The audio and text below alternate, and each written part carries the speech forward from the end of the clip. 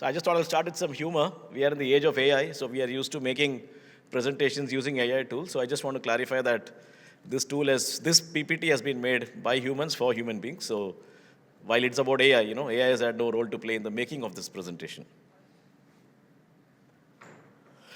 Just one slide on the impact, and then I'll get into the use cases. I think the beauty of AI today is, thanks to tools like Gen AI, it's been democratized, right?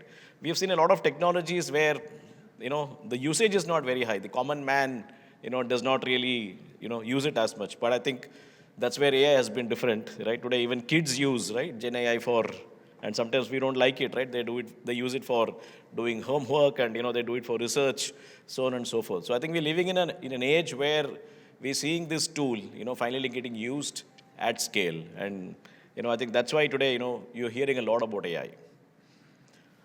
So as I said, I didn't want to focus on theory, because then what's the point in speaking here, right? You can anyway find that using a search on the net.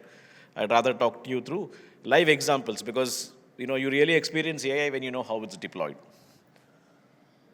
So I'll start with one of our live deployments. It's been live for quite some time. So, I work in the insurance industry. Many of you may have motor insurance because it's mandated by law in India. It is, one of the biggest forms of insurance. What happens normally when you, unfortunately, in case you crash your car, you could be anywhere. So you will call up your insurance company. You may be in the outskirts of Mumbai.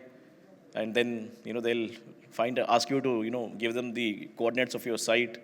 Then they'll have to find a surveyor who's nearest to that site. He may not be ready immediately. They'll have to ask him to get ready, come to the site. He'll speak to you. He'll examine the car. Then, the car is towed away. And then he'll submit his report. And then, the whole process kicks in. So the crash may happen in seconds, but the whole process, may take a lot of time. So we said, how do we leverage AI to revolutionize this? So what we did, using our expertise, because we have people who can assess claims, they can make out the extent of the claim, they can make out if it's a genuine claim or a fabricated claim. We taught, an AI tool, and that teaching obviously requires a lot of effort. And then when we finally deployed it in the marketplace, our customers just couldn't believe it, because in case they crashed their car, they didn't have to locate or, call up the insurance company to find a surveyor. They just had to take care of two steps. One is take photographs of the damaged car and then upload the photographs using the mobile app, which the customer can do, right? Take photographs and just upload them. You can do it in a few minutes. And the AI engine, right? There's no need for a surveyor to go to the site or come back. The AI engine, which gets these photographs, in a matter of minutes, it's able to assess the extent of damage. And we do this up to certain amounts.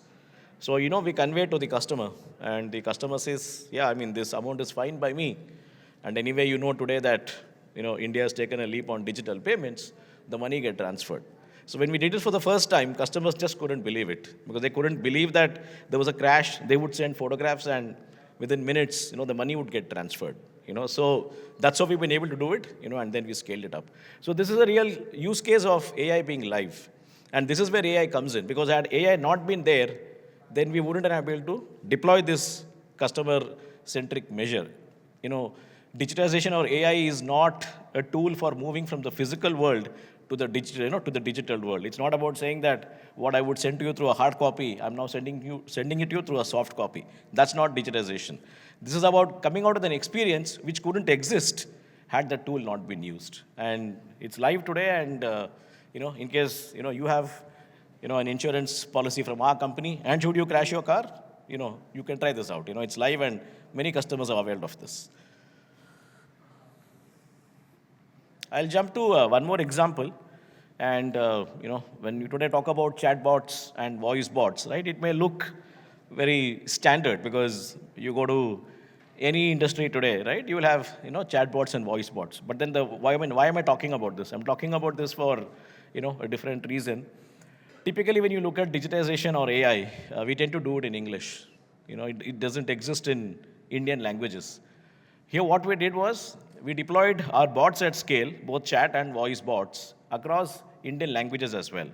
In fact, in some of the bots, the usage of English is far lower than the usage via Indian languages. And today, we do it at scale. So, earlier, in case, you had, let's say, 80% call center and 20% non-call center means of servicing customers, today is the other way around for us. And I can give you some examples of, how they've helped us.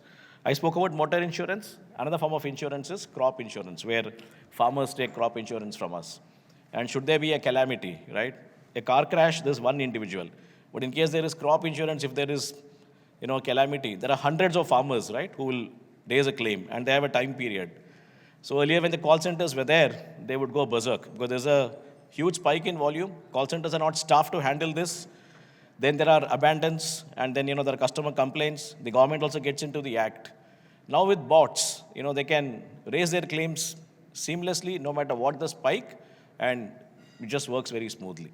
So again, a classic case of how AI can be used, where if there are spikes, and also where customers speak, Indian languages, you can leverage AI. So we've done that at scale, and it's live and it's working very successfully. In fact, we've received appreciations from governments, which is very rare. So that's how you can use AI to transform not only the urban landscape, but even in the rural landscape.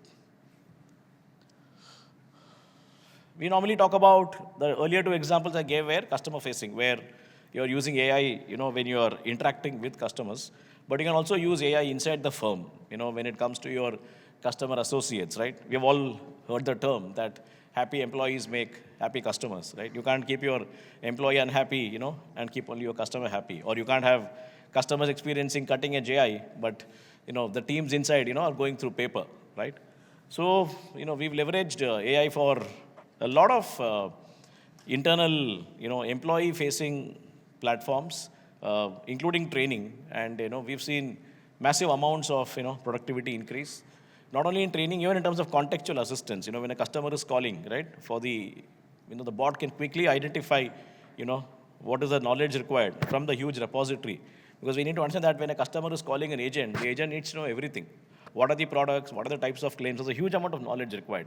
So this can help in, massive aid to the agents, who can in turn, increase first-time resolution, and that takes up your customer satisfaction scores and your NPS. So, there's a whole, chain of impact, which happens because of this. And I've given you actual numbers. That's why I said I didn't want to focus on theoretical slides.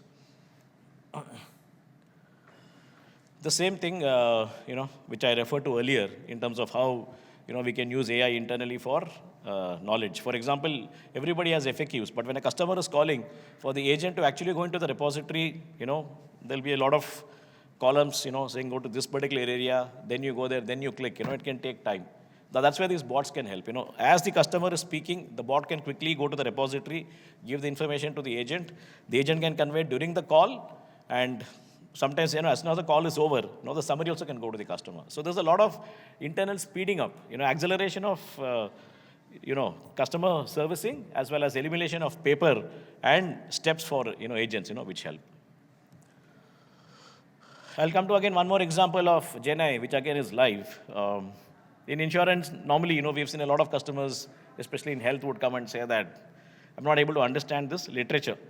Because in health insurance policies, you might find a lot of inclusions and exclusions, right? We may not include pre-existing diseases, so on and so forth.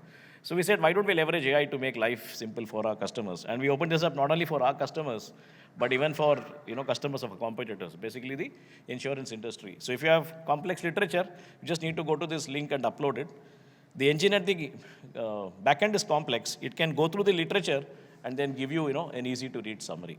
I think that's the beauty of technology. For the customer, it looks very simple, but there's a lot of complex work at the back end. It's something like a swan, right? We all have seen how swans can float gracefully on lakes, but beneath the water, right, they are paddling furiously. So I think that's how, we've tried to focus on AI, that at the back end, you make it extremely, contextual, and you take care of various scenarios. But for the customer, you just make it very simple. Like I said, motor claims, take a photograph, upload them, you get the money.